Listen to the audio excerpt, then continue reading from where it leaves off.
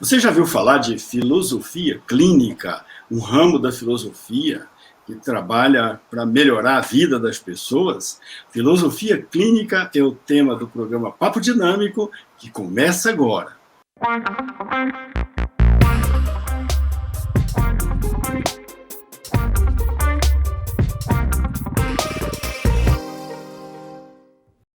Olá, gente boa, muito boa noite. Estamos iniciando mais uma edição do programa Papo Dinâmico na PUC TV Goiás. Hoje, nós vamos falar aqui de filosofia clínica e nós vamos tratar deste assunto com o nosso convidado, o professor filósofo clínico Will Goya. Will Goya, boa noite, seja bem-vindo aqui ao nosso Papo Dinâmico. Boa noite, querido Daniel, boa noite a todos. Que todos sejam bem-vindos a esse diálogo online. Mesmo que o tempo e o espaço não sejam simultâneos, que a gente possa estender isso como um convite para futuros novos diálogos, quem sabe pessoalmente ou por e-mail, estou à disposição. Perfeito. É próprio da filosofia o diálogo, né? Se faz filosofia dialogando. Exato. Quando se fala agora em filosofia clínica, parece ser uma novidade, e o sentido mais comum da interpretação do termo clínica é mesmo um utilitarismo inadequado, próprio da nossa época, mas que não reproduz o nascimento nem a origem da filosofia. Porque a ideia de uma espécie de clínica vinculada à noção de saúde, afastado da doença, ou seus sinônimos, equilíbrio, bem-estar, paz de espírito, com os equivalentes opostos de mal-estar, desequilíbrio, loucura, qualquer forma de ajustamento, tem a ver com noções de padrão, de regulações, e não é nada disso. Filosofia... Não é nada disso? Pois é, então o que é filosofia clínica? Então, clínico tem um sentido original, quer dizer, que vai à origem do ir ao outro. É uma alteridade. Um exercício, como você disse, de diálogo. A filosofia nasce lá no mundo antigo como uma prática do diálogo tendo a procura da verdade. E ela nasce, por exemplo, de várias formas com diferentes filósofos. Só para citar, e sendo literal, numa tradução para o grego de Epiteto, a filosofia é uma clínica, um termo utilizado já naquela época. Por isso, quando digo que a filosofia clínica recupera o seu sentido original, porque ela quer um diálogo com o outro. Não para torná-lo saudável ou qualquer forma de equilíbrio produtivo a um mercado de trabalho, mas é um convite ofertado àqueles que aderem e também procuram um filósofo para a autenticidade. Então, pode dizer que... Perdão. Ajudar o outro a pensar por si mesmo sem pensar por ele. Perfeito. Então, se pode dizer que na filosofia pré-socrática já se praticava a filosofia clínica? Você citou Epiteto, né? Citou Epiteto como filósofo do pré-socrático. Mas não apenas ele. Posso dizer, quero talvez dar uma referência àqueles que procurarem mais sobre o assunto, não diretamente a filosofia clínica, e aí eu tenho referências como, talvez, o meu trabalho, A Escuta e o Silêncio, que é um caso clínico a partir de Laura apresentando o método do trabalho do filósofo clínico. O trabalho de Lúcio Pacter, que sistematiza a filosofia clínica no Brasil, e há outros no mundo vinculados a essa recuperação da filosofia no mundo da vida, sejam nos hospitais, sejam nas escolas, em várias instâncias em que as pessoas procuram pensar melhor diante das suas crises. Mas voltando ao mundo antigo, como você disse, lá a filosofia era um modo de vida, não uma teoria distante como se tornou no mundo moderno. Entendi. Os pré-socráticos, aliás, eu não me lembro agora, me escapa aqui na memória, mas alguém da filosofia antiga chamou aquela prática de saber, que ainda não tinha nome, de filosofia, quer dizer, amizade, amigo do saber, amigo da sabedoria e tal. Essa busca por saber, ter uma sabedoria de vida, E pode-se dizer que isso é uma forma, digamos assim, de tornar a vida melhor, mais saudável do ponto de vista espiritual, já que não é se tornar saudável do ponto de vista orgânico, né, do corpo, mas é do espírito. A amizade e a sabedoria, uma pessoa que tem amizade por saber, por conhecer a verdade, é uma pessoa que busca justamente o equilíbrio e, portanto, a saúde mental, digamos, a saúde espiritual. Como é que é isso? Eu estava por fazer referência de um grande historiador, um dos maiores estudiosos do mundo antigo, da filosofia grega, Pierre Hadot, e ele tem um título traduzido para o português, que são os exercícios espirituais da filosofia.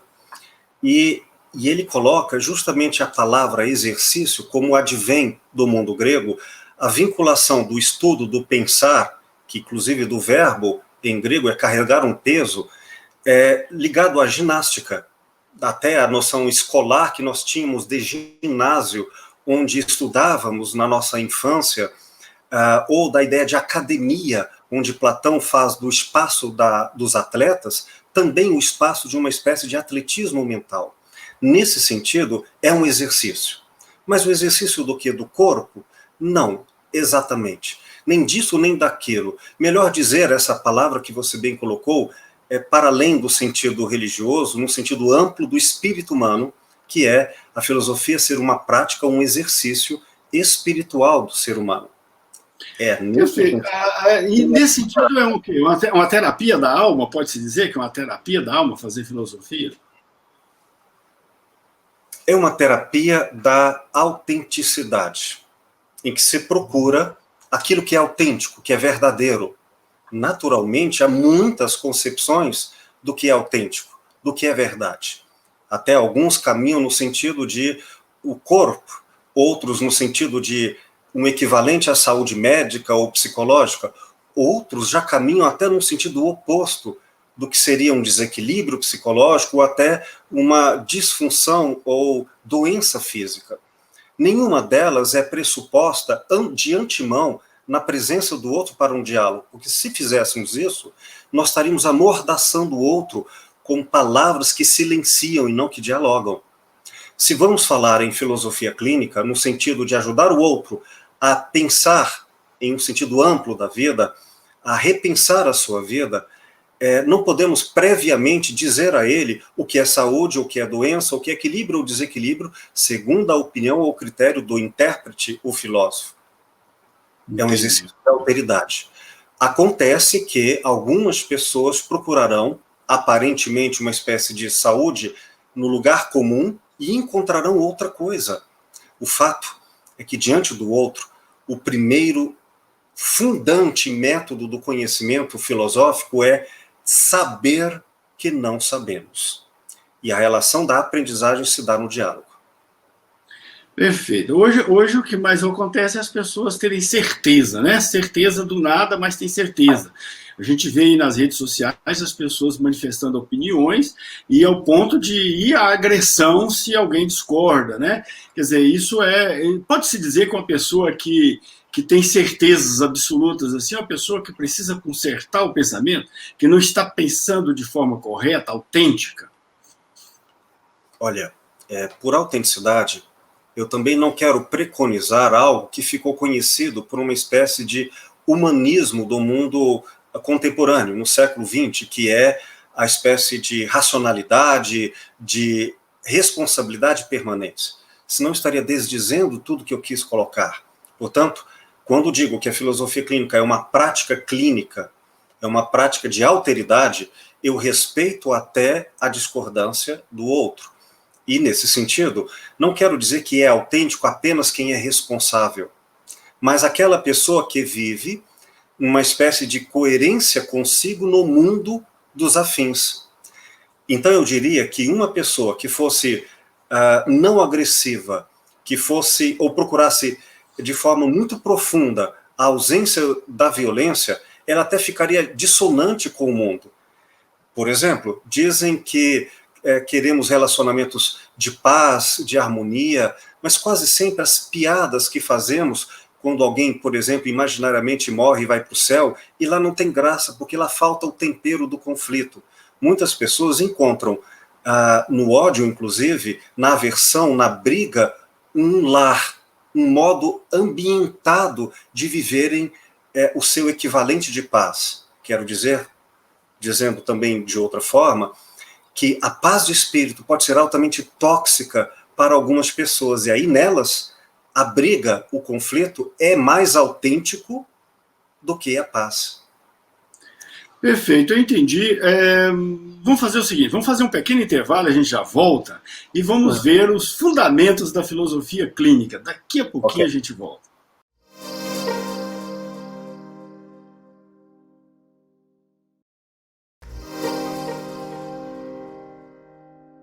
De volta com o programa Papo Dinâmico na PUC TV Goiás, toda terça-feira, 9h30 da noite, e no YouTube, no canal do programa Papo Dinâmico, no canal da PUC TV Goiás, e nas redes sociais, no Instagram, no Twitter, no Facebook. Estamos lá, vai lá, curte o nosso programa. Você lá pode assistir a este programa e a todos os outros que já gravamos, mais de 100 programas à sua disposição, com temas diversos, de interesses diversos, que você pode assistir, compartilhar, baixar, né?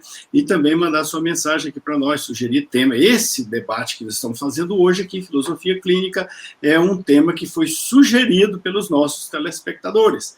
Então, esperamos que você também sugira temas, sugira também nomes para debater aqui com a gente, que a gente terá o maior prazer, a maior alegria de convidar e fazer esse debate. Hoje estamos falando de filosofia clínica com o professor Will Goya. Ele é professor de filosofia e é também filósofo clínico. Professor Will Goya, você já fez referência a alguns autores aí contemporâneos que foram fundamentais para o surgimento da filosofia clínica. O que você pode apresentar para nós sobre os fundamentos da filosofia clínica? A filosofia, no seu sentido de clínica, é uma atividade, é um pensamento-ato. E, nesse sentido, tudo que é exercício da nossa consciência. Não é um privilégio da razão, não é, portanto, o consultório, um espaço onde necessariamente vamos discutir questões acadêmicas numa espécie de debate racional.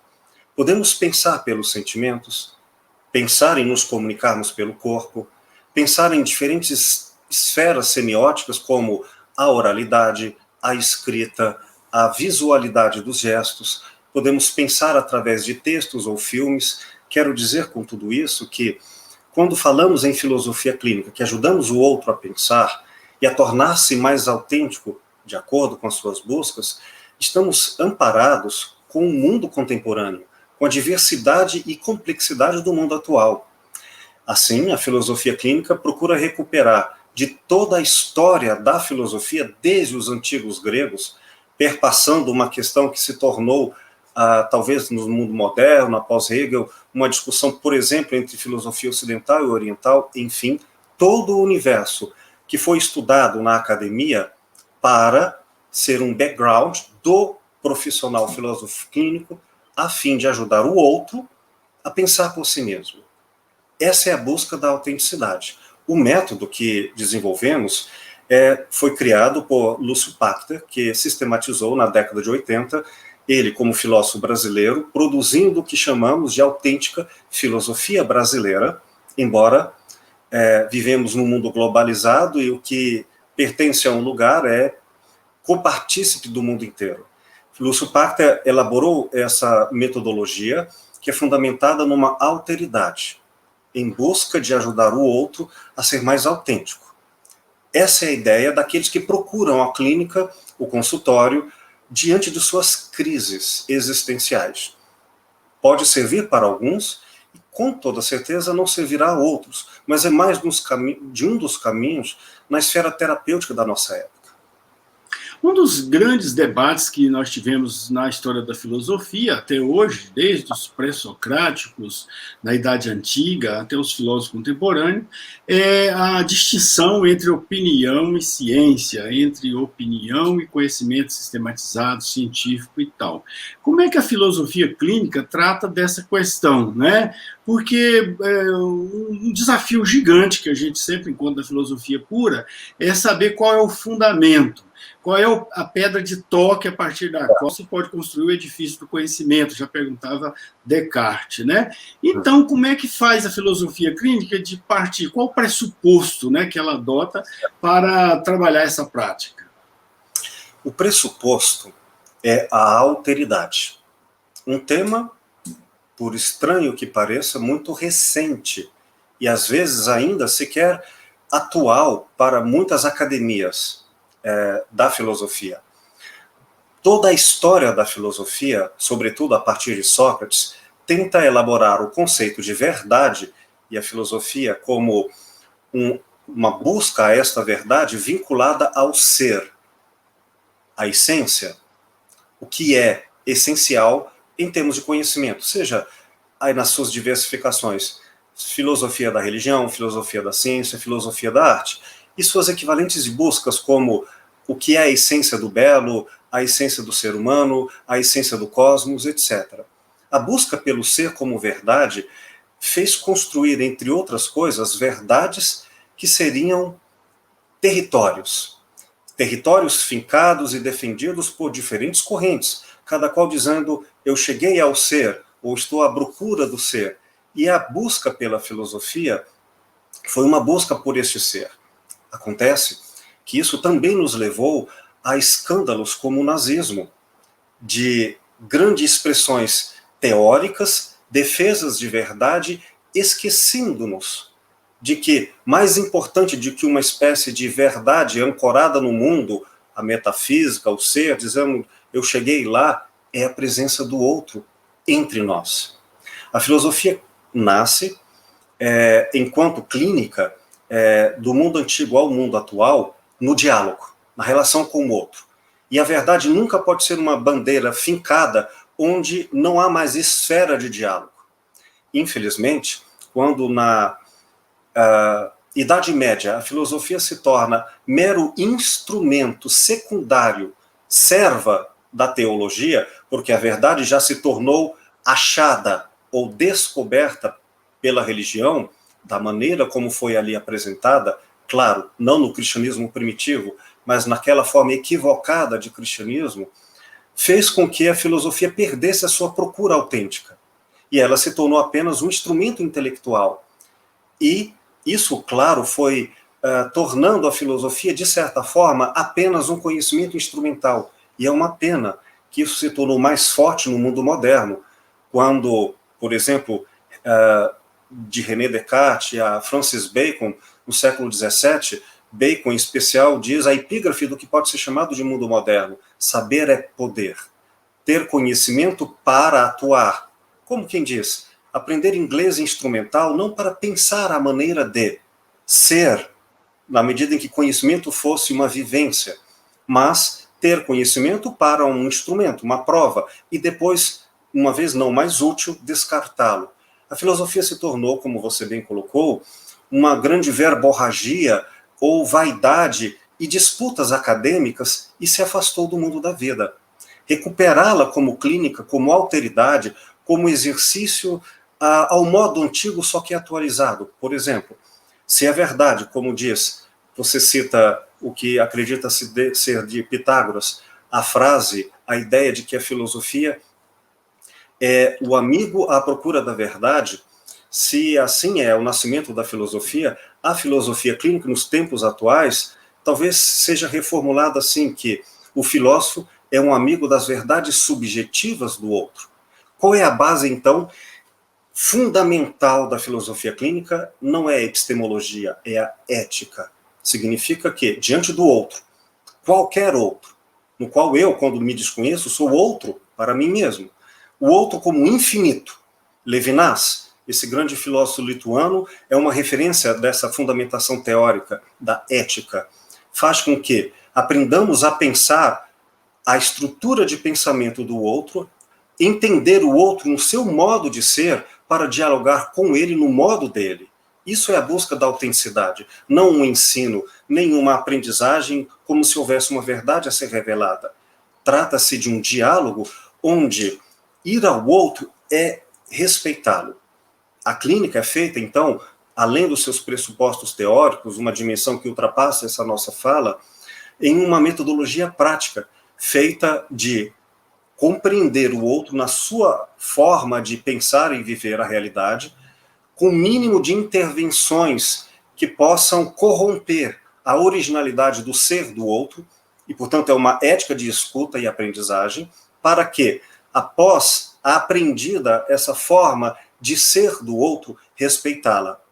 Não só respeitar ao outro, como ajudá-lo a respeitar a si mesmo e aos outros com quem ele convive. Então, quer dizer, uma pessoa procuraria um filósofo clínico no momento em que ele precisasse de um diálogo, que ele tivesse a necessidade de debater algumas ideias, né, alguns projetos de vida, e ele precisaria conversar com alguém, e o filósofo clínico seria a pessoa ideal para ele desenvolver esse diálogo, é isso?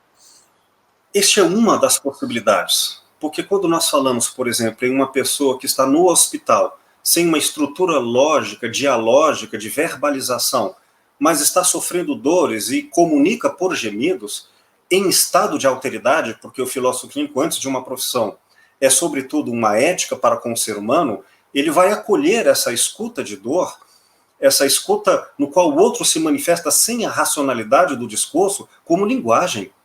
Isso significa que eu tenho compaixão, tenho que prestar atenção, e não estou falando apenas em pessoas que querem dialogar numa formalidade do discurso.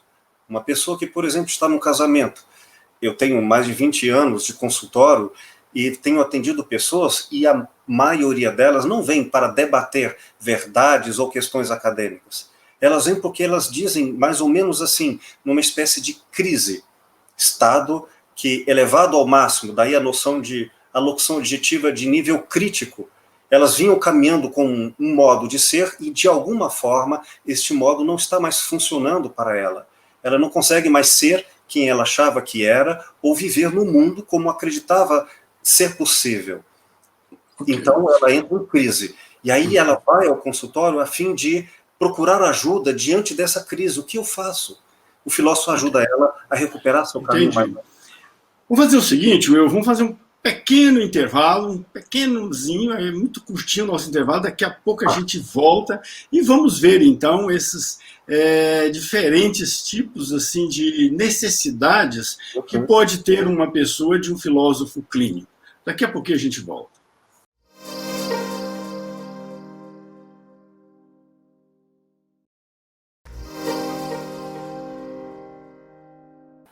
De volta com o programa Papo Dinâmico na PUC TV Goiás, toda terça-feira, 9h30 da noite, e nas redes sociais, no YouTube, no canal do programa Papo Dinâmico, no canal da PUC TV Goiás, e também no Facebook, no Instagram, no Twitter. Lá você pode mandar sua mensagem aqui para nós, né? Curtir, dá um likezinho lá e manda sua mensagem aqui para nós, sugerindo temas para a gente debater, tá bom? Hoje nós estamos debatendo sobre filosofia clínica. Esse tema estamos debatendo com o professor e filósofo clínico Will Goya, que está aqui conosco, né, debatendo esse tema. Então, professor Will Goya, quando nós já perguntamos isso, mas eu tinha sugerido assim, a pessoa está em necessidade de diálogo, né, e procura um filósofo clínico. Mas quais outros sintomas, não vou dizer a normalidade, mas quais outros sintomas poderia ser motivo para a pessoa procurar um filósofo clínico? Isso que chamamos de assunto imediato, que levam as pessoas ao consultório, são os mais diversos, tanto quanto as individualidades da nossa época. Mas é claro que há elementos comuns que, cada qual ao seu modo, trazem ao consultório como crises de uma época. Por exemplo, casamento e suas dificuldades, solidão, desemprego, o anúncio da morte ou mesmo do nascimento. Diria que aquelas coisas que assustam costumam levar as pessoas há uma inabilidade no seu lugar mais comum a precisar de amparo para enfrentarem essas dificuldades. Algumas dessas coisas vêm de fora, como uma espécie de apontamento. Digo, isto está acontecendo comigo, aconteceu e talvez até na situação de vitimação, dizendo, a vida está fazendo isso comigo. Mas acontece que outras vezes, o que também não é raro, a própria pessoa, em seu modo de ser, está entrando em colapsos, pequenos ou grandes, e dizem, eu não consigo mais ser eu queria ser de outra forma. O que faz um filósofo clínico é um exercício de alteridade, que acolhe em várias linguagens do entendimento, não apenas o da racionalidade, para que entender o que o outro quer colocar acima ou além do imediato. Entendendo o assunto último da clínica, que é o da autenticidade, o que pode ser o modo mais íntimo e verdadeiro dessa pessoa, uma verdade íntima para cada subjetiva pessoa, seja nos indivíduos ou seja nas culturas, então, reconhecendo a sua estrutura de pensamento, devolvê-la, e esses processos de devoluções são os mais diversos, desde a linguagem esclarecedora até o afeto, para que ela recupere e potencialize a sua vida. Pode-se dizer assim, pode-se dizer que quando a pessoa tem quando os valores que ele tem cultivado sofrem algum abalo, ou o sentido que ele confere à sua vida sofre algum abalo, são nesses momentos que seria importante um diálogo com o filósofo clínico? Para aqueles que procuram através, não apenas, mas através do diálogo, se conhecerem e repensarem sobre novas perspectivas a realidade que vive, a filosofia clínica é um dos caminhos terapêuticos para isso. O terapêutico aqui não pretende ser uma cura, nem ser melhor ou pior do que outros, mas um caminho de afinidade para quem procura no conhecimento uma reflexão e um entendimento, se isso lhes fizer bem. Ok. Qual a diferença, então, da psicologia clínica em relação à filosofia clínica? Ou melhor, qual a diferença da filosofia clínica com a psicologia clínica? Convido aos ouvintes para uma resposta mais demorada e aprofundada num trabalho que eu escrevi há alguns anos atrás, aliás, há uns 15 anos atrás, A Escuta e o Silêncio, a história de Laura, terapia em filosofia clínica. Ali eu me demoro tanto nos pormenores teóricos quanto práticos dessas distinções. Mas vamos a elas. A psicologia traz, ou melhor, as psicologias e as psicanálises trazem cada uma delas, ao fundo, uma base, um postulado filosófico. Um exemplo apenas didático. Freud entendia que no desenvolvimento do ser humano há um problema original que é o conflito entre as pulsões instintuais e a consciência que quer viver em sociedade e ganhar os benefícios da presença do outro. E ela vive, portanto, ora permitindo muito seus desejos, ora tendo que reprimi-los porque está diante dos desejos do outro. E não tem saída. Para Freud, este conflito e tratar deste conflito diante da morte, e essa angústia é o problema subjacente a todos os dramas humanos. Ora, isso o próprio Freud cita em termos de fundamentação filosófica no seu Mal-Estar da Civilização, que está lá localizado em autores como Hobbes, como David Hume, que vão dizer o homem é uma tábua rasa, o homem é o lobo do homem, e o que nós vamos fazer com isso em sociedade? Ok, eu vou dizer com alteridade filosófica, este é um dos caminhos, e muitas pessoas encontrarão nessa esfera uma forma de se situarem. E a psicanálise será bom para eles. Mas e aqueles outros, por citar, por exemplo, Jung, ex-discípulo de Freud, que vai entender que se a sexualidade e seus dramas diante da morte e da sociedade são verdadeiras, o homem é um ser espiritual e transcendente. Pois bem, vai ter que negar o outro. Só para concluir, o que faz a filosofia clínica diante de todas as muitas terapias ou respostas psicológicas, e não apenas psicológicas, pareceres filosóficos ao longo da história da filosofia, nenhuma delas trata o outro como prego e as próprias opiniões como martelos. Será sempre um como é para você, de forma autêntica, e então ajudar o outro a se potencializar nesse seu jeito de ser. A grande diferença é que não tem parâmetros fixos de saúde ou doença, de normal ou anormal, equilíbrio ou desequilíbrio. Existe o único para cada pessoa, levado muito a sério e com grande respeito diante da sociedade, e o quanto é possível ajudar o outro nesse processo. Pois é, a filosofia clínica não partiria, então, de um pressuposto de que a verdade não pode ser estabelecida por ninguém e que, portanto, as pessoas todas são iguais do ponto de vista da opinião, cada um pode ter a sua opinião do jeito que quiser, que tem sua validade enquanto opinião, já que não existe ninguém com critério de verdade para dizer para a pessoa que ele pode estar pensando errado. Nesse sentido, a filosofia clínica não levaria a um individualismo total, quer dizer, nessa busca da alteridade, do diálogo e desse respeito de que cada um pode pensar o que puder e quiser, não estaria aí um pressuposto de um individualismo absoluto?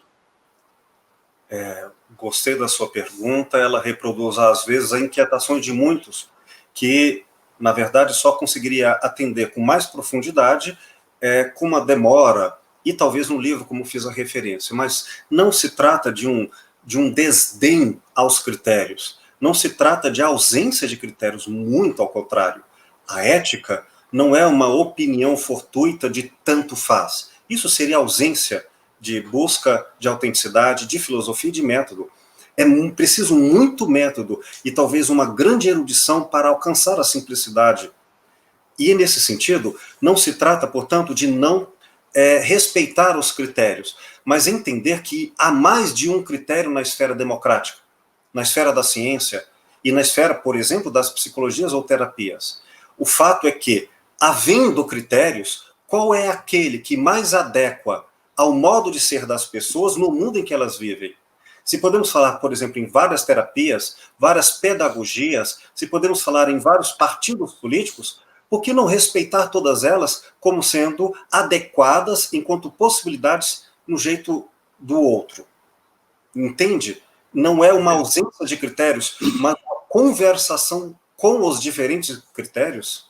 Tá, a filosofia clínica, então, parte de alguns valores universalmente consagrados, e a partir desses valores universalmente consagrados, ela estabelece algum elemento de reflexão para, digamos, o partilhante, a pessoa que procura o filósofo clínico, é isso?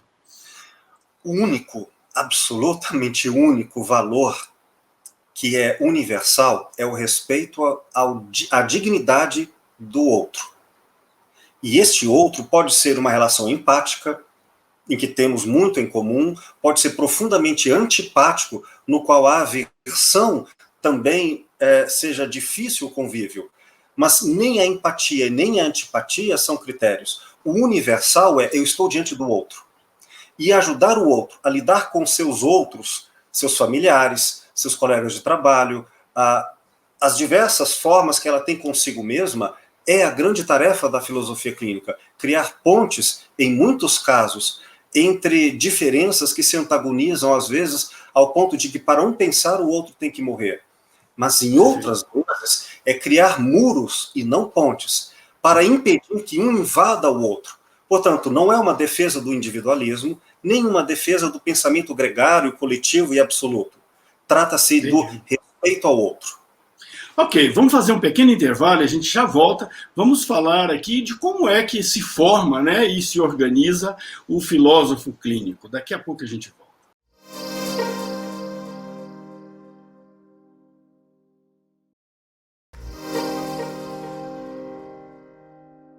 De volta com o programa Papo Dinâmico na PUC TV Goiás e também lá no YouTube, no canal do programa Papo Dinâmico, no canal da PUC TV Goiás e nas redes sociais, no Twitter, no Instagram e no Facebook. Hoje estamos falando de filosofia clínica com o filósofo clínico professor de filosofia, Will Goya. Ô Will, a gente, como é que se organiza? A pessoa que quer formar em filósofo clínico, o que ele tem que fazer? Tem que fazer filosofia? Existe uma Associação Nacional dos Filósofos Clínicos que agremia todos os centros de formação em filosofia clínica no país. Esta associação, por outro lado, se coaduna a um movimento internacional de vários outros países que também procuram, cada qual, segundo as legislações nacionais, favorecer o desenvolvimento, o cuidado, a organização da profissão. Enquanto profissão, o que parece ser uma ênfase à noção da remuneração, repito, é antes de tudo um modo de vida em que estamos diante do outro. Isso vale, claro, também na profissão. Enquanto em Goiás, em Goiânia, nós temos a Casa de Estudos Francisco de Assis, que eu presido, como professor titular, para a formação de filosofia clínica. A formação tem dois grandes momentos. A formação, que é uma especialização em filosofia clínica, somente para graduados, que, após percorrerem toda a metodologia teórica, desde noções históricas da filosofia... Você falou graduados, qualquer graduação ou só graduação em filosofia? Tá.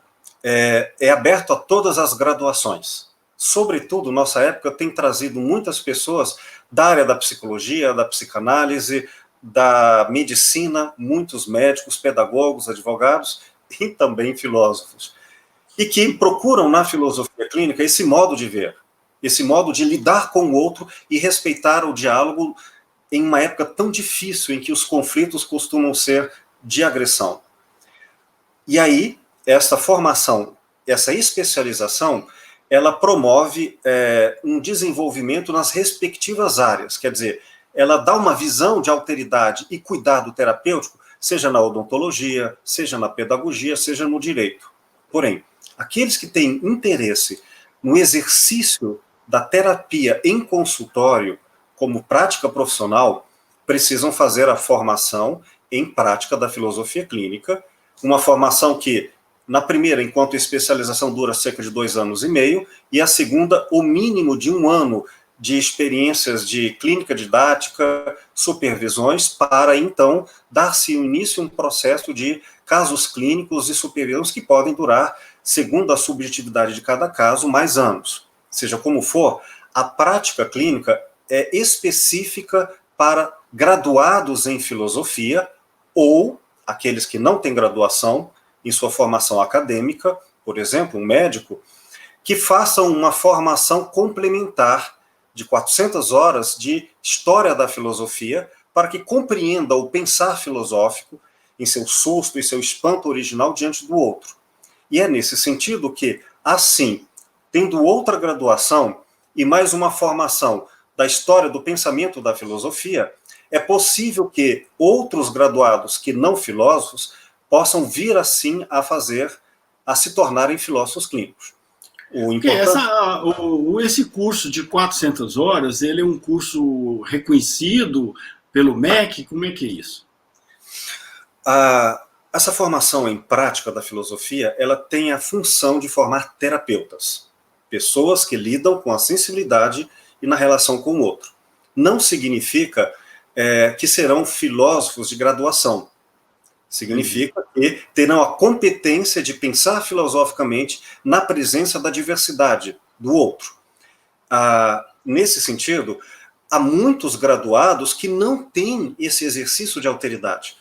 O que eu estava dizendo, eu preciso deixar muito claro, é que enquanto a formação teórica ela tem um sentido bastante informativo e reflexivo, a formação em prática ela exige longos estágios e de esferas didáticas para que, somente depois de casos clínicos aprovados, tanto pela Comissão Nacional dos Casos Clínicos, quanto pelo Centro de Formação, para que ela consiga o título de filósofo clínico.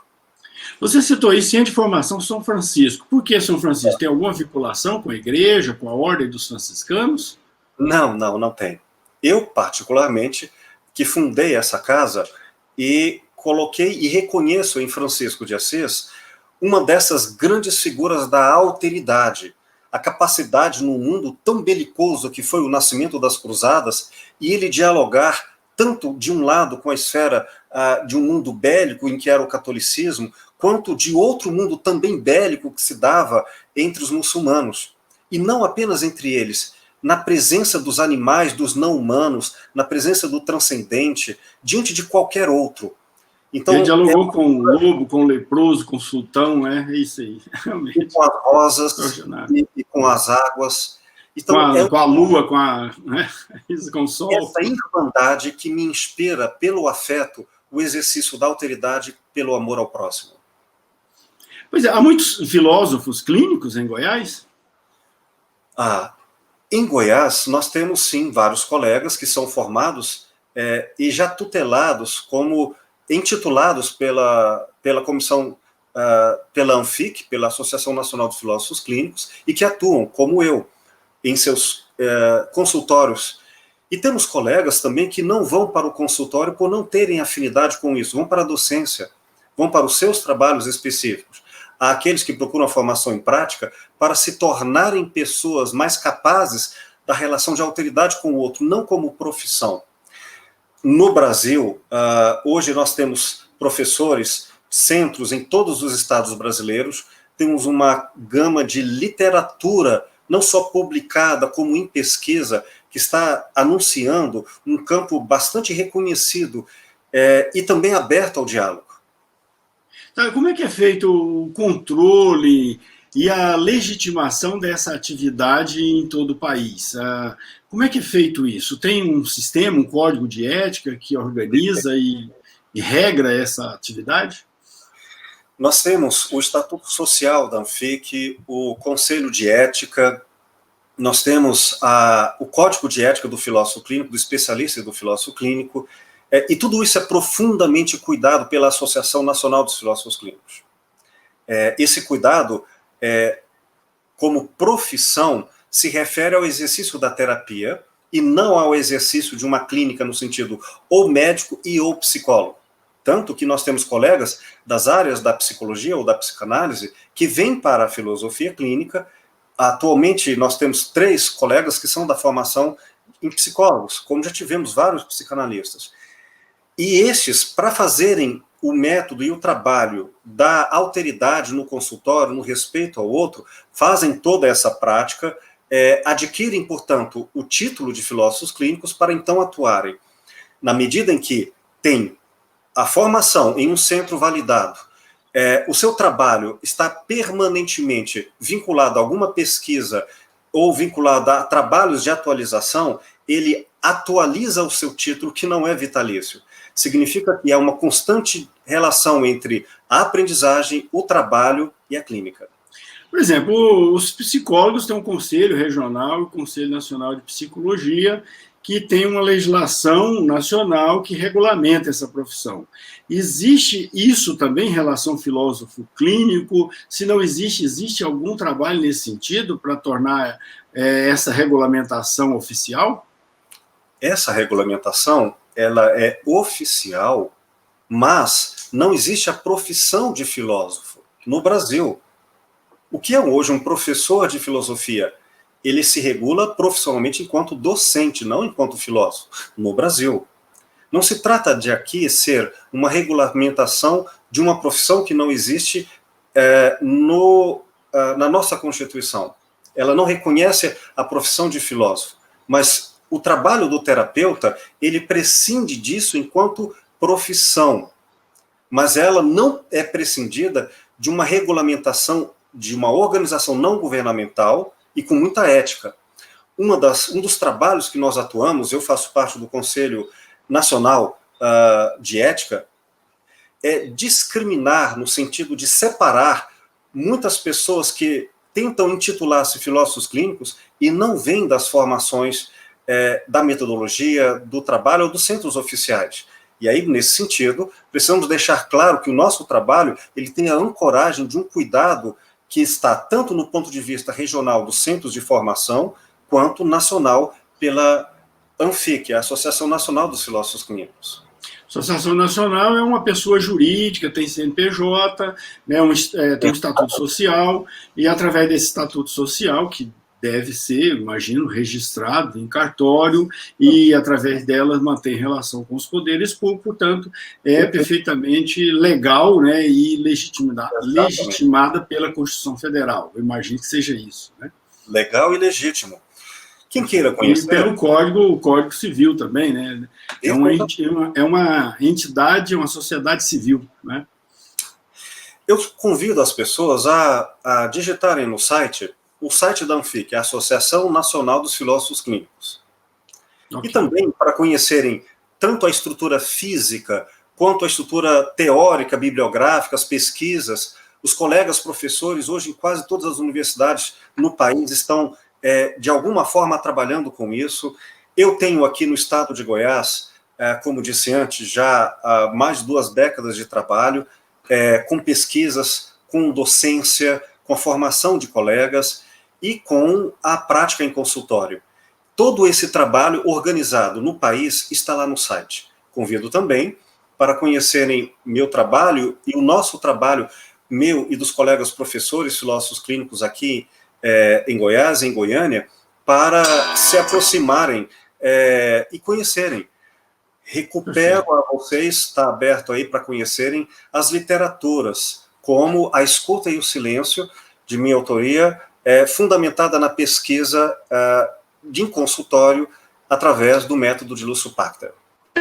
Professor Will Goya, foi excelente, o nosso tempo acabou, temos que encerrar. Muito obrigado por sua presença aqui, muito boa noite. Gratidão.